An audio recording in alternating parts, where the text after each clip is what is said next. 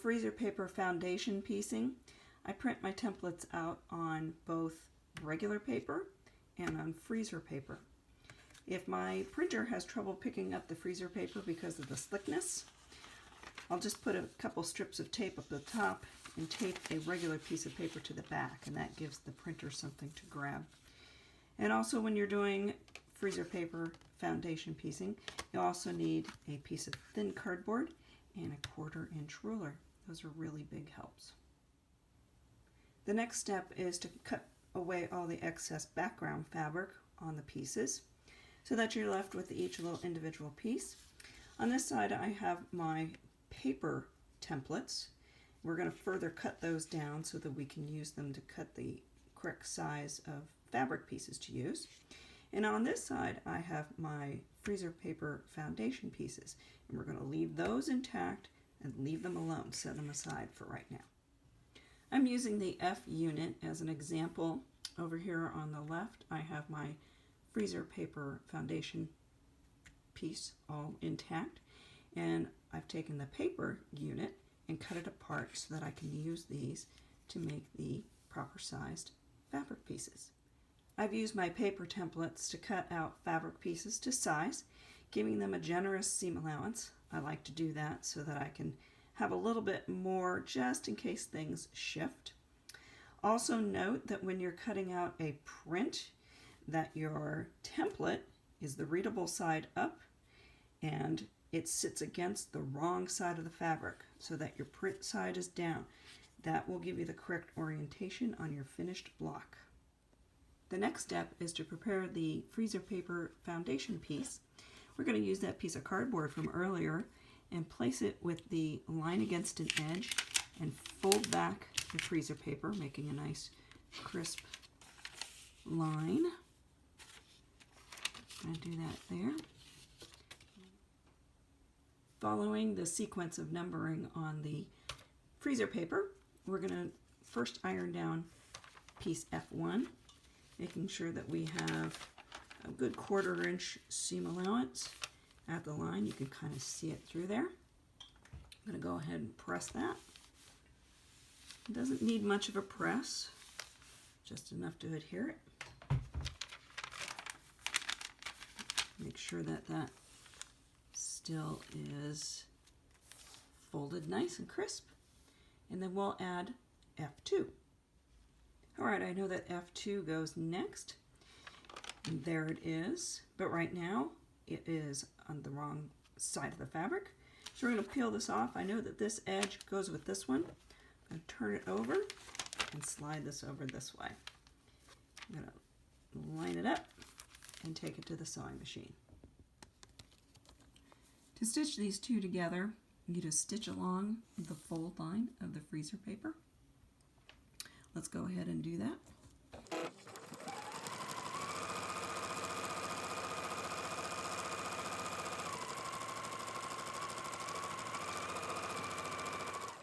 I like to press the next piece down on the fabric side so that I can get a nice crisp seam.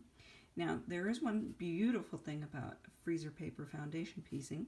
If you need to, you can peel back and press your seam open and then repress the freezer paper onto the fabric. It's a wonderful technique. But for right now, I'm just going to go ahead and press this down.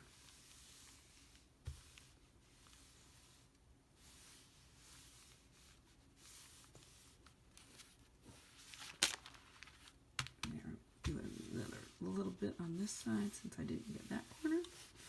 And there we go. Now all we need to do is add F3.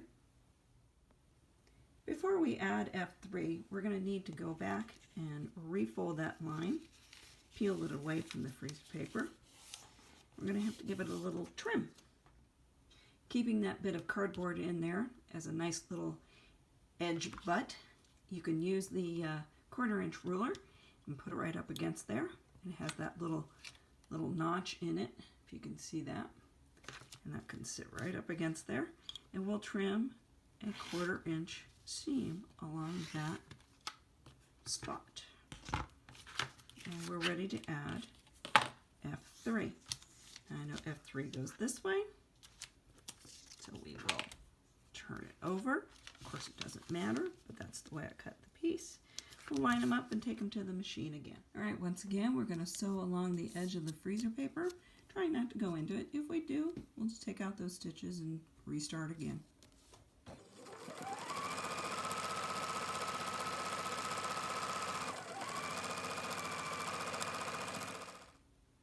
This seam is a great spot where I can show you how to press your seam open and then reapply that freezer paper.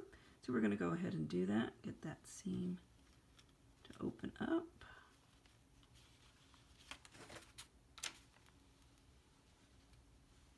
Just giving it a good press.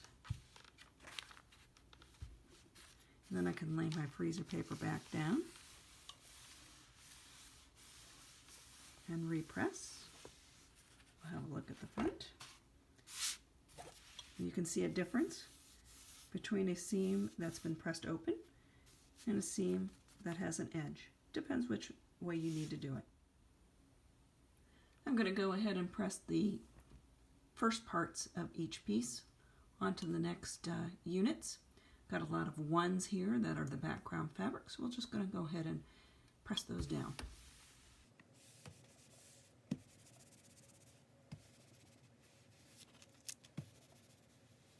And those are ready to go to have their number 2 pieces added on. Don't forget to use that piece of cardboard to fold back on the line. You can see I'm a little off right there. And then we're going to get that lined up, and that piece is ready to go. We'll do the same on this C piece.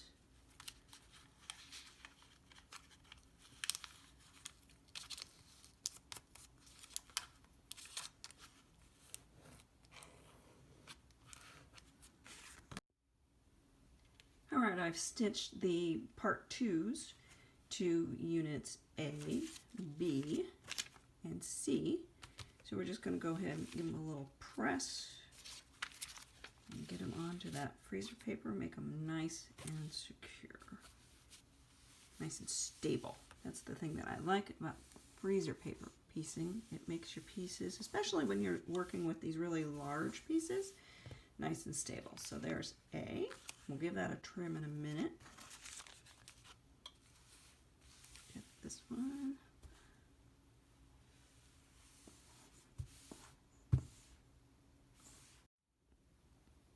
Alright, I have my D unit. Once again, I'm going to place my cardboard on the line, flip it over, give that a nice crisp press, just a little bit further. And then I'm going to go ahead and press on my D1. I have my D1 piece all ready to go here. Going to press D1 on there, giving myself plenty of seam allowance.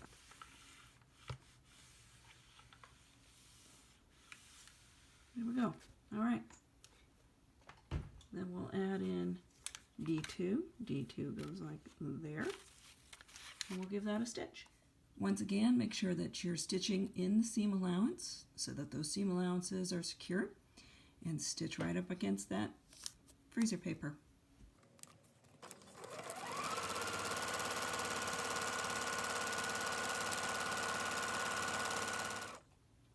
With this unit, I'm going to press the seam open. I've got a lot of seams that are going to meet up in this area, and I'm trying to reduce the bulk, so by pressing the seam open, it's going to help a little bit. So we'll do like we did before. We'll just kind of peel back the freezer paper a little bit. I can get my fingers in there. Get this seam open.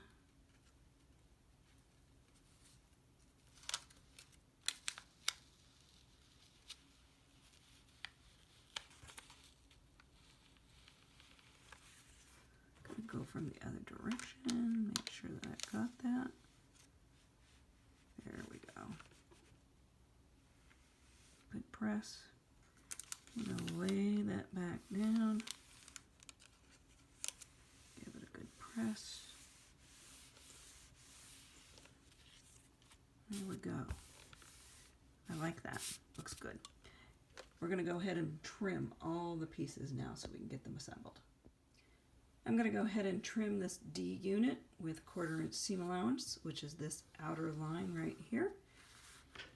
And then we can attach C to D.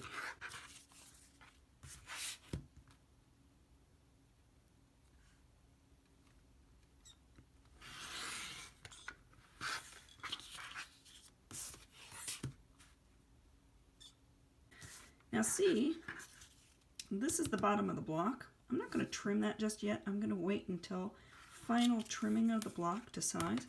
So I'm going to leave that alone, and we're just going to trim the other seam allowances. I think I got that one.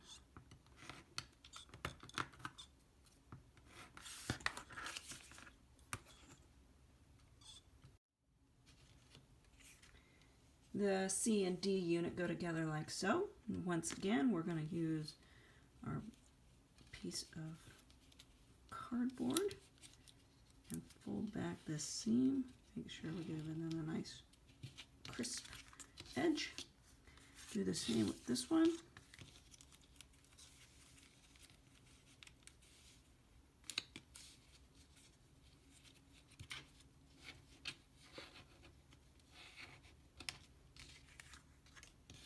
And we're going to line these two up. We have a little bit of a dog ear over here at this edge, so we're going to go right in that little crease. If you need to, you can put a pin through that mark and through to the other side to match it up. There and there. I'm not going to do that on this, but we need to keep our freezer paper folded back and out of the way for this next sewing portion. All right, we're ready to sew these two together. Once again, we're going to sew into that seam allowance. Now you may find that there's a little bit of a drag on your sewing machine bed due to the stickiness of the freezer paper. Just push it through, pull it on the back. You'll get it through.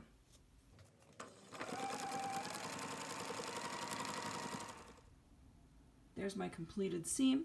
I'm going to go ahead and peel back the freezer paper a little bit and press that seam open. You don't have to, you can press it one way if you want. And then I'm going to lay back these freezer paper pieces, and they'll just kind of butt up against each other. And there's the unit on the other side. Before I go ahead and assemble all the remaining pieces, I went ahead and trimmed all of the important seams that we're going to be using, leaving the outer edge seam allowances intact. Unfortunately, I didn't realize it on that one and trimmed that one. So let's hope my block turns out to size.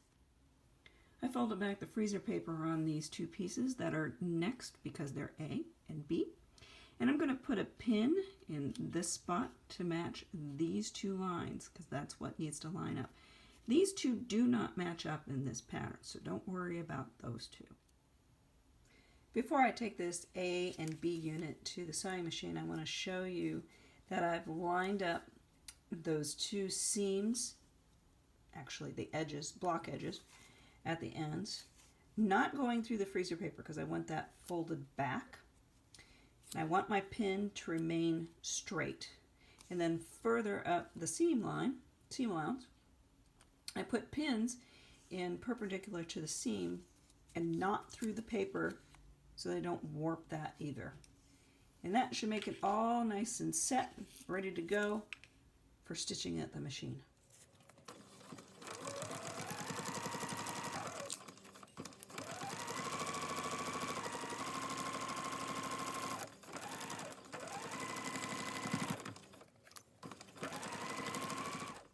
All right, I've got my seam stitched. Looks pretty good on this side.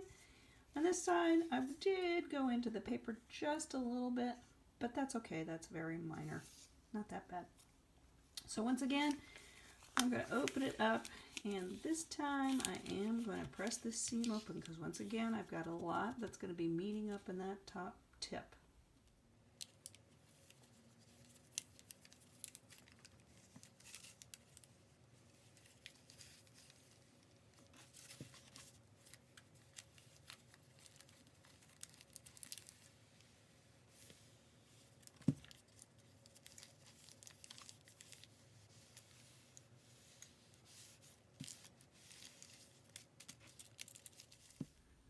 All right, next I'm going to put the CD unit to the A and B unit. And this time what I did is I trimmed out one of the seam allowances and ironed it flat so there wasn't so much bulk in here, and I could easily fold that back. And I also trimmed out this seam allowance on both the A and the B unit so that I could easily get this to fold back. All right, and once again I'm going to use a pin, and I'm going to line those two up at the bottom again.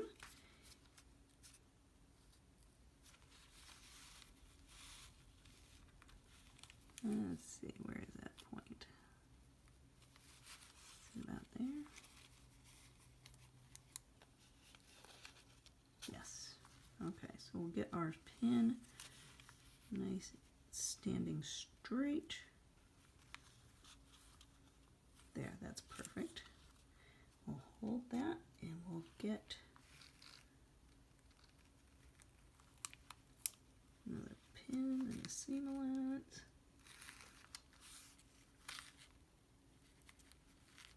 And we're ready to stitch that.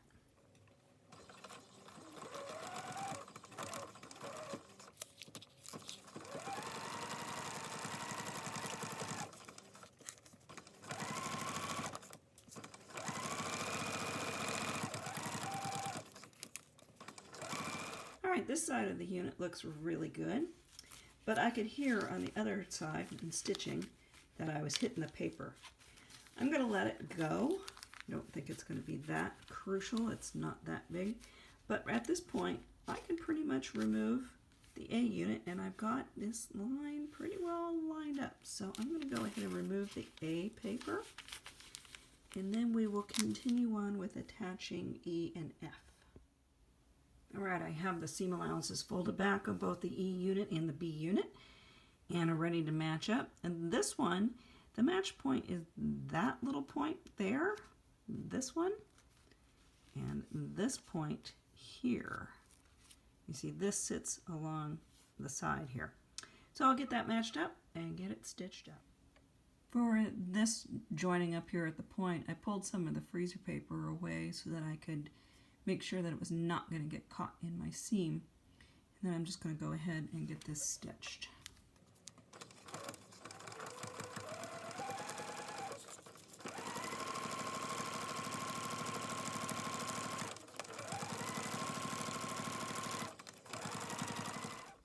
There's the unit so far on the back side, seam pressed open, helping to eliminate some of that up there. And there's what it's looking like on the front side so far. It's looking like a tent. Now we'll just add the last unit, F. When you go to mark that little matching point, put it through the freezer paper first, and then through the fabric, and then it leaves a nice hole in the fabric so you know where to put it back in. Units all pinned together, ready to go. We'll get it stitched up and finish up this tent block.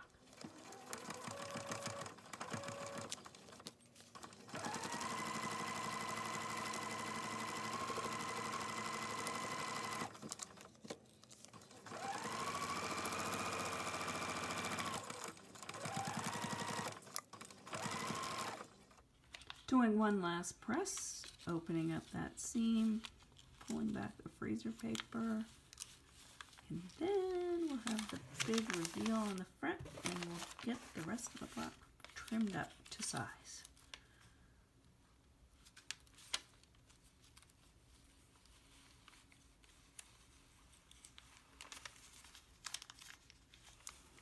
A lot of paper to work with here.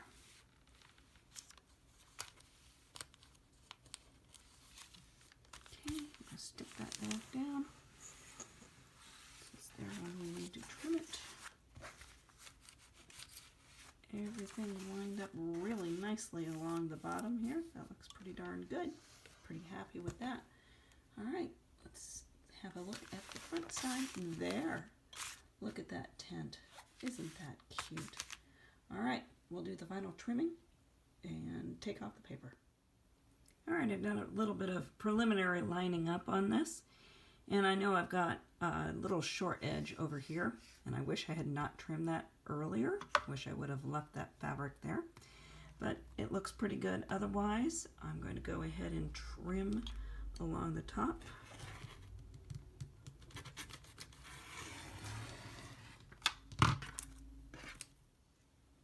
And then along this side, it dives in a little bit here, but that's okay. I'm going to let it go. And here's trimming the other side. I'm thankful that I left excess fabric over here. And then along the very bottom of the block. And removing the last bits of paper.